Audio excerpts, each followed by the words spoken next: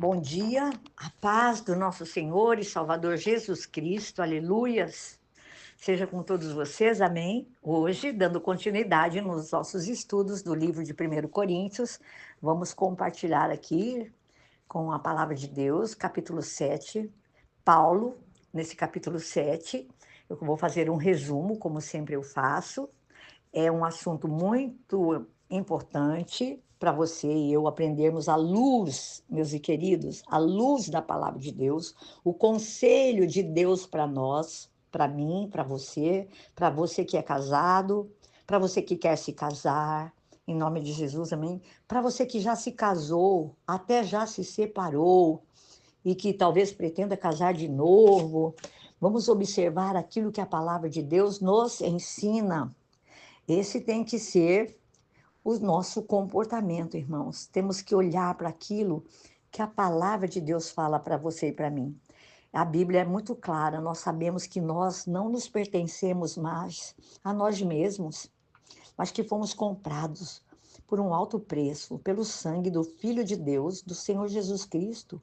E nós precisamos, amados, aprender em toda e qualquer circunstância do nosso viver cristão, honrar a Deus, glorificar a Deus com os nossos comportamentos, com o nosso corpo, com a nossa maneira de ser, de pensar, de agir.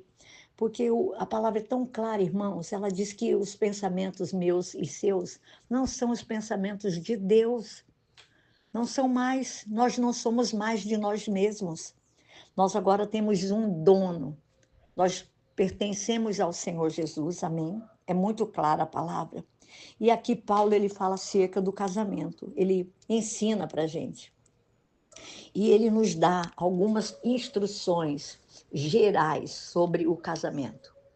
Ele, aqui no capítulo 7, do versículo 1 até o versículo 35, que eu quero falar para vocês, que o capítulo 7, ele tem 40 versículos, 40. E a palavra é muito clara dentro desse texto, nesses 40 versículos do capítulo 7. Até o versículo 35, Paulo fala sobre, ele faz uma argumentação sobre o casamento. Ele faz uma pergunta, ele fala assim, é melhor casar ou não casar? Aí ele vai mostrar para nós aqui dentro desse texto as vantagens do casamento. Ele fala assim, a primeira vantagem do casamento. Ele fala assim que temos uma vantagem, ela nos ajuda a evitar ações e atitudes imorais, que é o sexo ilícito, né, fora do casamento. Nós sabemos muito bem disso. Qual é a boa, agradável e perfeita vontade de Deus para nós? Você que ainda não casou, você que ainda é solteiro, pense nisso, meus queridos, porque no mundo tudo é válido. Mas após Jesus, após eu e você conhecermos a Jesus, aceitamos Jesus como Senhor e Salvador das nossas vidas, isso não vale para você e para mim. Então, ele é muito claro aqui, ele fala que nos ajuda. Eu vou exemplificar assim, generalizar, porque estou ensinando, nós estamos estudando. Então, o casamento ajuda você e a mim a evitar ações e atitudes imorais. E ela é a vontade de Deus. É a vontade de Deus que muitos se casem. Mas também Paulo mostra as vantagens de permanecer solteiro, né? Via de regras, uma pessoa solteira, ela é livre para dirigir toda a sua atenção para fazer a obra de Deus, não tendo necessidade, amados, ele é bem claro aqui, de dividir o seu tempo com o seu cônjuge, com filhos, com casa, com família. E ele dá para você e para mim, dentro do texto da palavra de Deus, uma resposta. Ele fala assim: qual é o melhor caminho? Qual é o melhor caminho? É depender totalmente do plano perfeito de Deus, né? Para cada crente. Eu e você precisamos depender totalmente. E a vontade de Deus, ela deve dirigir quaisquer decisão minha, sua, acerca do casamento. Está escrito aqui que eu quero ler para você esse versículo 17. Ele fala assim, olha, o versículo 17 do capítulo 7. Paulo, ele dá uma direção, ele fala assim: entretanto, cada um continue vivendo na condição que o Senhor lhes designou e de acordo com o chamado de Deus. Aí ele fala assim: esta é a minha ordem para todas as igrejas. Ele quis dizer aqui que se você veio para Jesus, quando você aceitou Jesus, você era separado? Você era casado? Você era solteiro? Você era divorciado? Você era ajuntado? Você vivia maritalmente, mas sem casar? Tem pessoas que vivem juntos e acham que está casado. Não está. Não está casado, meus queridos. Então, ele fala que a vontade de Deus deve sempre dirigir a minha, a sua vida, de quaisquer decisões acerca do casamento. Então, você veio para Jesus casado, permaneça casado. A sua esposa não é, ou o seu cônjuge, tanto vice-versa, marido e mulher. Um é crente em Cristo Jesus, já congrega, aceitou Jesus, o outro não, permaneça assim, segundo a vontade de Deus, vai orar. E ele fala que agradar a Deus fora do casamento ou dentro do casamento é o objetivo principal do cristão. No verso 18 e no verso 19, ele fala assim para nós: olha, foi alguém chamado sendo já circunciso? Ele está falando aqui da circuncisão. Não desfaça a sua circuncisão, quer dizer, não desfaça seu casamento. Foi alguém chamado sendo incircunciso? Não se circuncide. A circuncisão não significa nada. E a incircuncisão também não é o que importa. O obedecer, é bem claro aqui, os mandamentos de Deus é o que importa. Veio casado, permaneça casado. Veio sem casar, se você não quer se casar, fique como Deus te chamou. É bem clara a palavra. Que o agradar a Deus é o objetivo principal do conselho bíblico que Paulo está nos dando. E nós não somos de nós mesmos mais, porque nós fomos comprados pelo sangue do Filho de Deus, o preço que foi pago por Jesus. E casado ou não casados, Cristo deve ocupar o primeiro lugar nas nossas vidas. Casado, sua esposa não é o seu Deus. Seu marido não é o seu Deus. Os seus filhos não são os seus deuses. Primeiro, amar a Deus. Põe no teu coração. Amar a Deus sobre todas as coisas. E ao seu próximo como a si mesmo. Jesus tem que ter o primeiro lugar. E ele, falando para nós, esposas, é o nosso primeiro marido, Jesus. Antes do seu marido. Amém? Então, Paulo, ele vai falar aqui também, dentro desse texto, de casos bem específicos. E ele fala de 4 grupos específicos de casamento. Ele fala assim: ambos devem se submeter os seus corpos, um ao outro. O marido, o corpo dele não é mais dele, é da esposa, e da esposa do marido, vice-versa. Ambos devem concordar caso, né? Isso é em relação ao sexo. Ambos devem concordar caso a intimidade física seja colocada de lado por um tempo para facilitar a oração e o jejum. Nós sempre temos que estar em concordância, marido e mulher. Ambos devem esforçar-se para permanecer juntos e evitar o divórcio. É bem claro, olha, no capítulo 7, o verso 10 e o verso 11, que eu vou ler aqui claramente. Aos casados dou este mandamento, não eu, Paulo falando, mas o Senhor, que a esposa não se separe do seu marido. O verso 11, mas se o fizer, que permaneça sem se casar, ou então reconcilie-se com o seu marido, e o marido não se divorcie da sua mulher. É claro o que Jesus falou. Lá atrás, no Velho Testamento, eu não me lembro o livro agora, mas é bíblico, perguntaram para Jesus por que Moisés havia dado, olha, lá no Velho Testamento, por que Moisés havia dado a carta do divórcio? Liberado, né? Vamos falar assim. Jesus respondeu: por causa da dureza do coração do homem.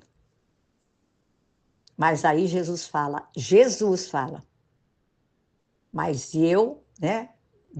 Jesus declarou assim, que aqueles que Deus ajuntou, aquilo que foi ajuntado pelo Senhor juntou, não o separe o homem. Foi a ordem de Jesus. Ele falou que Moisés liberou a carta do divórcio por causa da dureza, da dura cerviz dos homens, generalizando homem e mulher. Por causa da dureza do coração do homem, Moisés liberou. Mas ele disse assim: aquilo que Deus juntou, não separe o homem. Essa é a palavra de Deus, irmãos, para nós. É difícil? Claro que é. Eu vou me expor aqui. Eu sou casada há 48 anos com meu marido. Você acha que no meu relacionamento conjugal eu já não passo por altos e baixos? Passo eu, pastor Toninho também. É como eu, como vocês. Todos os casais passam, todas as famílias têm situações que nós temos, irmãos, que renunciar, dizer não para nós mesmos. Lembre-se que eu falei para vocês que nós não somos mais de nós mesmos. Nós somos do Senhor, nós pertencemos agora a Jesus. Ele nos comprou com seu precioso sangue. E nós temos que honrar esse compromisso que nós fizemos diante de Deus, entregando as nossas vidas ao Senhor e dizendo para Ele que tudo que é nosso é dele, que Ele é nosso Deus, que nós somos os seus filhos. Então, queridos, aqui Paulo, ele mostra claramente, né, que o cônjuge, o casal, o marido ou a mulher, que é salvo, deve continuar a viver uma vida de salvo em Cristo Jesus. E se um dos cônjuges que não é salvo, um marido e uma mulher, a mulher é salva, o marido não, ou o marido é salvo, a mulher não, eles devem continuar a viver com o não salvo, se for possível. É se possível. Mas olha, irmãos, eu vou dizer a vocês, eu já aconselhei e aconselho muitos casais. É muito mais fácil, né? Ah, se não der certo, eu separo. Tem pessoas que já casam com essa mentalidade. Ah, eu vou casar se não der. Ah, eu vou juntar, vou viver junto para ver se dá certo. Depois eu caso. Aí vive 20. Uma vez eu e o pastor Toninho, num outro ministério, da onde eu vim, nós fizemos o casamento de um casal de idade já, irmãos, tinham mais de 50 anos. Tinham filhos, netos, e se converteram. E viveram anos e anos e anos e anos, mais de 20 anos. Ela queria casar e ele dizia: ah, não precisa. Ah, nós já vivemos até agora, a gente já tem até neto. Olha o pensamento da pessoa. Nós temos que nos voltar para Deus e ver qual é a boa e perfeita, agradável vontade de Deus para as nossas vidas. Mas o apóstolo, ele fala aqui que o cônjuge salvo, ele deve continuar a viver com o não salvo, se possível. Então, essa atitude, né, de casais espiritualmente mistos, eu vou dizer assim, você e eu devemos permitir. Se o não salvo não quer, porque você agora vive na igreja, você se converteu, quer se separar, você não insista nisso. Se possível, continue. Se não for possível, vão se separar, mas tem um conselho aqui da palavra de Deus, né? Não se esqueça que nós fomos comprados por um alto preço, né? E a palavra é muito clara: aos casados dou este mandamento, não eu, mas o Senhor, que a esposa não se separe do seu marido e vice-versa. E que se o fizer, se não for possível continuar, ele fala: permaneça sem se casar. Ou então se reconcilie com seu marido. Irmãos, tenho muitos anos de ministério. Já Fiz muitos casamentos, como muitos velórios, já fiz muitos aconselhamentos de pessoas. Tem um caso que as pessoas se separaram, viveram anos separados e depois, vocês acreditem ou não, voltaram, se reconciliaram e casaram de novo. Coisa linda. Então, coloque Cristo em primeiro lugar na sua vida conjugal. Amém? Aí ele fala, Paulo aconselha também os solteiros, as moças solteiras, os rapazes solteiros, né? Que não devem se apressar rumo ao casamento. Tô doida para casar, o primeiro que aparece vai e casa. Não, não é assim. Ele aconselha, você vai orar, você vai pedir uma direção ao Senhor. E ele fala também para as viúvas, né? Que elas, as viúvas, elas estão livres para se casar de novo, mas com pessoas que confessem a mesma fé de preferência, porque senão vai arrumar um outro problema para si, né? Então, queridos, aqui está o capítulo 7 de Coríntios, para aquela igreja de Corinto e para nós, igreja de Cristo, nos nossos tempos atuais. Vou repetir o que sempre digo aqui. Pode você achar que eu sou muito repetitiva, mas quero dizer a vocês, a palavra, ela sempre é a palavra de Deus. Em todos os tempos, em todas as estações, em todos os países, em todas as épocas, ela foi, ela é e ela sempre será a palavra de Deus, que tem que ser regra de fé, de conduta do nosso viver cristão. Amém? Você vai se colocar como eu tenho me colocado. Em muitas circunstâncias do meu viver cristão, do meu casamento, da minha família, na presença de Deus. Renúncia é muito difícil, viu, irmãos? Mas renunciar por amor a Cristo é ganhar. Sempre. Pode ter certeza disso. Não queira você sempre ter a razão. Perder é ganhar. Guarde isso no teu coração. Que você se lembre que você não se pertence mais a si próprios. Nem eu. Nós fomos comprados por alto preço. E a Bíblia fala assim para nós, nesse capítulo 7, no versículo 23. Vocês foram comprados por alto preço. Não se tornem escravos de homens. E ele diz no 24, irmãos, cada um deve permanecer diante de Deus na condição em que foi chamado. Amém? Esse é o conselho de Deus, usando o nosso amado irmão, o apóstolo Paulo, servo do Deus vivo. Amém? Que Deus te abençoe seu dia, sua semana, em nome de Jesus.